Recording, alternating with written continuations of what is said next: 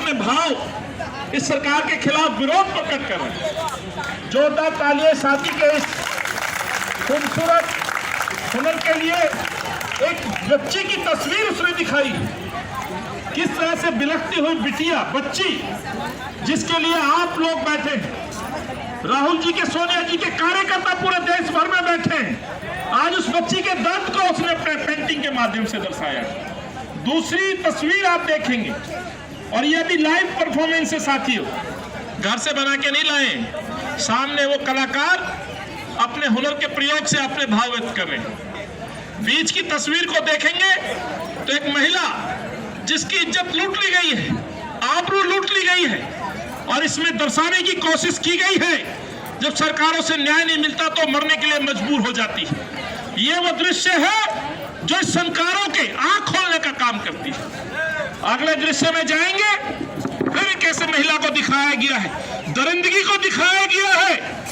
थोड़ा सा आंखों को खोल के देखिएगा, उसके दर्द को समझने की कोशिश कीजिएगा। इसमें दिखाया है कि क्रूर हाथ कुछ सत्ता में बैठे हुए लोग भी हैं, भाजपा के कुछ नेताओं के भी हाथ हैं इनमें, उनमें से कुछ हाथ ऐसे दिखाए गए हैं। और हमारे यूथ कांग्रेस के प्रयास से साथी अपने हुनर का प्रयोग यह कर रहे हैं और अपने दर्द को बता रहे हैं। मैं अपने मीडिया के बंधुओं से भी कहूंगा कि इस तरफ जरूर रोशनी डालें। इस तीसरी वाली पिक्चर में एक महिला अपने आप को छुपाती हुई, यानी कि कबला, कहां जाए इस समाज के अंदर जीने का हक नहीं है यदि किसी के साथ रेप हो जाए, उसकी इज्जत और आबरू लुट जाए, उसको दर्शाया गया है। कोने में एक साथी और बना रहा है, आप देखो, ये वो दृश्य है, एक तस्वीर में उसने दिखाया है। चुप है मोदी, अपने मुंह पे जुबान पर अपने हाथ रख के सवाल पूछती है वो बिटिया कि जवाब दे नरेंद्र मोदी, देश का प्रधानमंत्री जवाब दे इन अन्याय के खिलाफ। दूसरी तस्वीर में उसका दर्द बड़ा होता है, और आज यही दर्द लेके साथियों आप लोग सुबह से बैठे। मैं आपको नमन करता हूं, शीश झुकाता हूं आपके सहयोग के लिए। और राहुल जी ने, सोनिया जी ने, प्रियंका जी ने जो लड़ाई दलितों के उत्पीड़न के खिलाफ, हमारी बहन, बेटी, बच्चियां, माए, उनके उत्पीड़न के खिलाफ आवाज उठाई हुई, सवाल पूछते हैं जवाब नहीं मिलते, सवाल पूछते हैं कि रात के अंधेरे में भारतीय संस्कृति के अनुसार चाहे वो किसी भी धर्म में हो, 7 बजे के बाद अंतिम संस्कार नहीं किया जाता। आखिर ऐसी क्या जल्दबाजी थी, हाथरस में ऐसा क्या हुआ? मेरी माँ सर हिला रही है, पूछ रही है, वाकई गलत किया या नहीं किया? गलत किया। ये गलत शब्द हर व्यक्ति कहता है, इसीलिए आज कांग्रेस कार्यकर्ता पूरे देश भर में इन बच्चों की आवाज उठा रहा है, दलित उत्पीड़न के खिलाफ प्रश्न पूछ रहा है। यह निकम्मी सरकार, गूंगी बहरी सरकार सुनने के लिए तैयार नहीं है। साथियों, हमें इस चीज का डर नहीं है, हम इससे घबराए नहीं है, लेकिन आने वाले समय में, सही कहे मेरे पूर्व वक्ताओं ने, ये दिल्ली की जनता और देश की जनता, आप आज जवाब ना दें, जब मौका आएगा गली गली जाएंगे, बिहार की तरह आपका भी हश्र देश में और दिल्ली में होगा, क्योंकि इन प्रश्नों के जवाब मिलना लाजमी है। हमारे इस कार्यक्रम में दिल्ली के मेरे कार्यकर्ताओं के साथ मेरे वरिष्ठ नेतागण यहां पहुंचे, सांसद महोदय पहुंचे, उदित राज जी बैठे, वीर सिंह भाई बैठे, 5-5 बार के एमएलए, वाल्मीकि समाज की आन बान शान भाई मीर सिंह जी, विजय लक्ष्मण साहब, मेरे राष्ट्रीय अध्यक्ष, युवा साथी, मेरे छोटे भाई, संक्रमण काल में जिन्होंने कंधे से कंधा मिलाकर के राहुल जी के दिशा निर्देश पे, पार्टी के आदेश पर, आह्वान पर यह सिद्ध कर दिया कि बीजेपी और आम आदमी छुप के घर बैठ जाएगी, लेकिन मानवता की कसौटी पे कोई खरा उतरेगा तो यूथ कांग्रेस का कार्यकर्ता खरा उतरेगा। छात्रों की लड़ाई लड़ रहे, हमेशा आवाज उठाते रहे, मेरे जैसे साथी भाई अभिषेक, अली, मेहंदी, अमृता, धवन और सैकड़ों साथी जो बैठे हैं, जो एनएसआई में रहे। आज उसके राष्ट्रीय अध्यक्ष भाई नीरज कुंदनिया बैठे, वो भी छात्र, दलित छात्रों की आवाज लेकर के यहाँ पहुंचे और ये बताने का प्रयास कि सरकार एक गूंगी बहरी सरकार है, सुनती नहीं। लेकिन कांग्रेस कार्यकर्ता आज एक मुट्ठी की तरह संगठित होकर के इस जंतर मंतर पे बैठा है और इस सरकारों के खिलाफ लोहा लेने के लिए तैयार है। क्षमा चाहता हूं, बहुत तादाद में मेरी मातृ शक्ति जो सुबह से आके बैठी, मेरी तमाम जिला अध्यक्ष, हमारी बहन अलका लांबा जी, जो खुद एक NSI की कार्यकर्ता रही, राष्ट्रीय अध्यक्षा रही। ऐसे बहुत सारे साथी, हमारे तमाम फ्रंटल के साथी, हमारे SC डिपार्टमेंट के चेयरमैन, पूर्व चेयरमैन, हमारे लीगल सेल के चेयरमैन भाई और कई साथी, क्षमा चाहता हूं। सहयोग के लिए उपस्थित सेवा दल, जिसका ध्येय, जिसका कर्म ही मैं समझता हूँ पार्टी के इतिहास में जिसका स्वर्ण अक्षरों में नाम दर्ज है, और इसी कारण से उनकी सेवा भाव को देखते हुए सेवा दल का नाम है। आज तमाम वो ताकत यह इकट्ठा हुई है, तो सबका उद्देश्य एक ही था साथियों, जो मुझसे पूर्व वक्ताओं ने कहा, इन सरकारों के खिलाफ आवाज उठाना, इन निकम्मी गूंगी भेदी सरकारों से प्रश्न पूछना कि मोदी जी क्या हुआ तेरा वादा, बेटी बचाओ बेटी पढ़ाओ। क्या हरियाणा में बेटी पढ़ी? मैं सवाल पूछूंगा, जवाब दो प्लीज, दिल से बोलिए। क्या हरियाणा में बेटी बची? क्या उत्तर प्रदेश में बेटी बची? क्या कोई बेटी पढ़ी? एक बार फिर मोदी जी का नारा जुमला साबित हुआ। भाजपा के जो असली जो कथन है कि चुनाव के लिए इस तरह के वादे कर दिए जाते हैं, यानी कि चुनावी जुमला, लेकिन ये भूल जाते हैं कि आपके घर में भी बेटी है, माँ है, बहन है। मोदी जी, आपने शादी करके धर्म पत्नी को त्याग दिया, आप अपनी माँ के तो पैर छूते हो, लेकिन जिस घर में बेटी ने जन्म लिया है उसकी भी माँ है। हाथरस में भी एक माँ थी जो अपनी बेटी के सब के लिए इंतजार करती रही, पहले तो रेप के लिए लड़ती रही, अधिकार के लिए, न्याय के लिए लड़ती रही, और अंतिम क्षणों में अंतिम संस्कार के लिए लड़ती रही। आपने वो मौका नहीं दिया। पलवल की घटना, हरियाणा में आए दिन रेप, आखिर इस देश के साथ हो क्या रहा है? तो बेटी बचाओ बेटी पढ़ाओ का नारा आज की हमें हक नहीं है हम पूछे कि आपने क्या दिया। 6 वर्ष हो गए, दोबारा प्रधानमंत्री चुन के आ गए, एक देश के प्रधानमंत्री और वैसे ही दिल्ली के मुख्यमंत्री। कई साथियों ने जिक्र किया, अभिषेक जी ने भी कहा, एक गैंग तो है ही है केंद्र के अंदर, एक दिल्ली में भी गैंग। मुझे अपनी उस नेत्री, उस महान नेता का वो वक्तव्य याद आ जाता है जो मुख्यमंत्री रहते हुए इसी तरह के धरने में, चाहे बेशक वो अपोजिशन का धरना, तब भी उसमें शामिल हुई थी। और उस निर्भया की घटना में शीला जी का वो कथन कि मेरे घर में भी बेटी है, लेकिन जब किसी बेटी के साथ रेप होता है, दरिंदगी होती है, तो दिल दहल जाता है, मन व्यथित होता है, सर से झुक जाता है।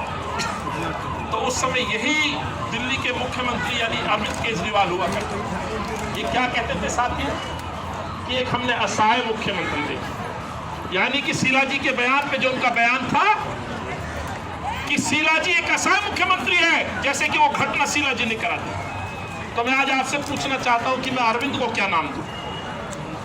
क्या इसको महा असहाय मुख्यमंत्री दूं? सही कहा जैन साहब आपके साथियों ने। मैं समझता हूं शीला जी के बारे में जो कथन था उसके लिए आज अरविंद केजरीवाल माफी मांगे, और सबसे काया डप्पो व्यक्ति यदि मैंने को जीवन में देखा है तो अरविंद केजरीवाल देखा है।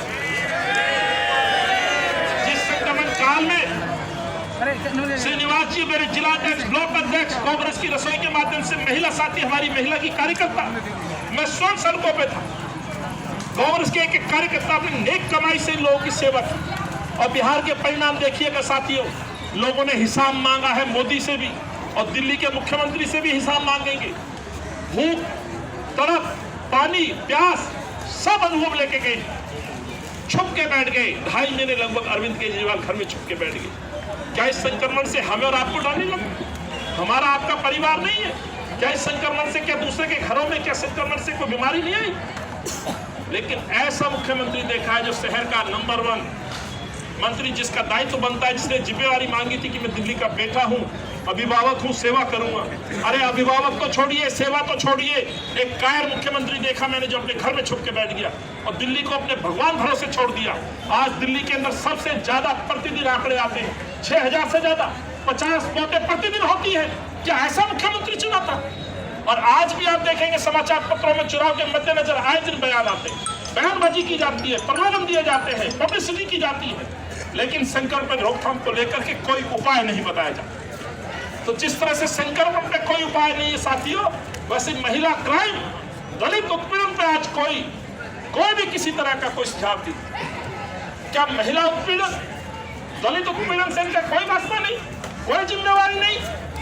मैं पूछना चाहता हूं इन सरकारों से साथ ही साथ ये भी कहना चाहता हूं साथियों, आप लाख जतन कर लो, आप लक्ष्मी मार्केट के हमारे वाल्मीकि समाज के मकान तोड़वा दो, माइनॉरिटी समाज के मकान तोड़वा दो, देवली के अंदर गरीबों के मकान तोड़वा दो, आप दूसरे हमारे झुग्गी क्लस्टरों को तोड़वा दो, लेकिन यह उत्पीड़न कांग्रेस पार्टी सहन नहीं करेगी।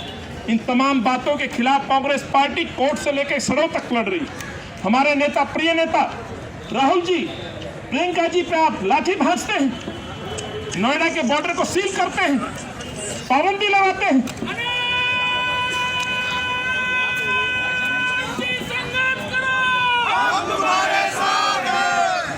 आप लाख जतन कर लीजिए, कांग्रेस का कार्यकर्ता डरा नहीं।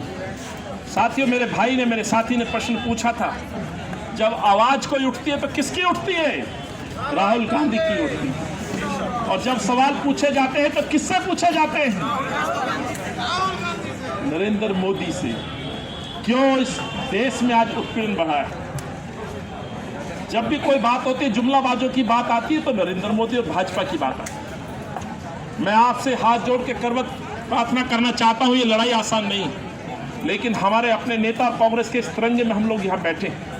आज इस मंच पर आपने देखा होगा विभिन्न तरह की हमारी प्रेस कटिंग्स हैं। राहुल जी का संवाद, गरीबों पे, दलितों पे भांजती हुई पुलिस के लाठ, दलितों पर हो रहे हमलों को लेकर के सवाल, प्रियंका गांधी जी का संघर्ष, आज महिलाओं के साथ उत्पीड़न, बच्चियों का मजबूरन फांसी पे लटक जाना, आज वमुला जैसे साथी का अपने कॉलेज में आत्महत्या करना, उनको मजबूर होना, यह दर्शाता है कि इस देश के अंदर हालात अच्छे नहीं।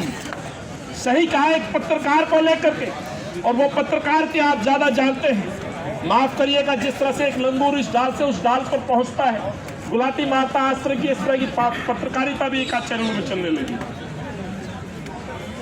सही कहा, उससे प्रश्न नहीं पूछते जो कल तक बैठकर, सुशांत राजपूत हम सबका प्रिय था, अच्छा कलाकार था, उसने आत्महत्या की। जांच में क्या निकला? हम जांच में प्रश्न नहीं, मौत हुई है, एक नौजवान गया है, हम भी उसके परिवार में अपना दुख व्यक्त करते हैं, लेकिन उसको राजनीति के उद्देश्य से प्रयोग करना, एक समाचार चैनल का बार बार हमला करना और ये कहना कि उसका नाम आया है, यहाँ तो साफ तौर पर एक पत्रकार पे आरोप लगे हैं। क्या आरोप लगे हैं? कि एक मां ने और एक बेटी ने ये कहा है कि मेरे पति को मजबूर किया गया आत्महत्या करने के लिए। नामजद। यदि आज उस पर पुलिस एक्शन होता है तो कुछ लोग उसके समर्थन में उठ सकते हैं। मैं पूछना चाहता हूं, हाथरस के समर्थन में कितने ट्वीट आए? किसी गृह मंत्री ने यह नहीं कहा इमरजेंसी लगी हुई है? तब तो नहीं कहा हाथरस में किस चीज की इमरजेंसी लगी थी? हाथरस के गांव को क्यों आपने सील कर दिया? कौन सी इमरजेंसी थी? योगी जवाब दे, मोदी जवाब दे कि अपने उत्तर प्रदेश में, अपने देश के अंदर के राहुल गांधी को जाने का अधिकार नहीं, जबकि हमारे हिंदू रीति रिवाज और अपनी संस्कृति और देश की संस्कृति में एक दूसरे के दुख बांटने के लिए भी लोग जाते हैं। तो देश का गृह मंत्री कहता है गिरफ्तारी पे कि ये तो एक इमरजेंसी। अरे हाथरस की घटना को आप कुछ नहीं बोलते हैं, रेप पे कुछ नहीं बोलते हैं, मध्य रात्रि में किए गए दंड संस्कार पे कुछ नहीं बोलते। प्रतिदिन दिल्ली के अंदर 2 से 3 केस आते, प्रतिदिन एक नई निर्भया का केस आता है, और दिल्ली का मुख्यमंत्री करता है क्या है? 10 लाख रुपए का चेक देता है और उस घटना को दबाने का काम करता है। मैं आप साथियों से हाथ खड़ा करके समर्थन चाहता हूं, क्या आप ये समझते हो चेक देने से इन घटनाओं को रोका जा सकता है? क्या इस घटनाओं को रोका जा सकता है? क्या 10 लाख रुपए देकर के निर्भयाओं को बचाया जा सकता है? नहीं बचाया जा सकता साथियों। और ये बात मैं इसलिए कहना चाहता हूं, एम्स के अंदर मैं भी गया था, अमृता जी भी गई थी, बहुत सारे साथी भी गए, अलका जी भी गई, नीतू वर्मा जी भी गई, महिला साथी थी हमारी बहनें गई थी, पुष्पा जी कह रही है मैं भी गई थी, आप भी गई थी, चूड़ियां भी दी थी आपने। और हुआ क्या? 10 लाख रुपए देके उस गरीब का तो उस मजदूर का मुंह बंद कर दिया। लेकिन ये घटनाएं क्या आज तक रुकी? जहांगीरपुरी की घटना, आज फिर आप 3 पेज पे देखिएगा, 3 घटनाएं, बड़ी घटनाएं दिल्ली के अंदर हुई।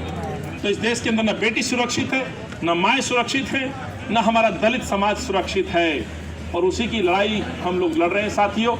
मैं अपने तमाम नेताओं का, अपने बुजुर्ग, अपने बड़े नौजवान साथी, यूथ कांग्रेस की पूरी टीम यहाँ आई, क्षमा चाहता हूँ हमारे नेशनल ऑफिस बेयरर्स भाई श्रीनिवास जी के साथ यहाँ पहुँचे, भाई नीरज जी के साथ NSY के बहुत सारे छात्र जो यूनिवर्सिटी के अंदर लगातार आवाज़ उठाते हैं, लड़ते, सेवा दल के मेरे साथी सुबह से यहाँ मौजूद, उनका भी आभार व्यक्त करता हूँ। और अमृता जी की सहयोगी पूरी टीम, मेरी बहनें, मेरी बड़ी बहन, छोटी बहन, हमारी बच्चियाँ भी बहुत तादाद में आई, उनका भी आभार व्यक्त करता हूँ कि आज आप आवाज़ बने। और सबसे ज़्यादा मेरे उन सहयोगी साथियों का जो पूरे रात में यहाँ लगाकर व्यवस्था में लगे हुए थे, उनका भी आभार व्यक्त करता हूँ। ये लड़ाई हमारी जारी रहेगी। राहुल जी के नेतृत्व में, प्रियंका जी के नेतृत्व में, हमारी राष्ट्रीय अध्यक्ष सोनिया जी के नेतृत्व में कांग्रेस का एक एक कार्यकर्ता आज पूरे देश भर में इस तरह के आंदोलन खड़ा कर रहा है। इन्हीं सब शब्दों के साथ अपनी इन बातों को मैं समाप्त करते हुए इस मेरे साथी कलाकारों को अभी मैं आभार व्यक्त करता हूं, जिन्होंने आकर के ये आकृतियों के माध्यम से अपना विरोध दर्ज किया। बहुत बहुत धन्यवाद। जय हिंद, जय कांग्रेस।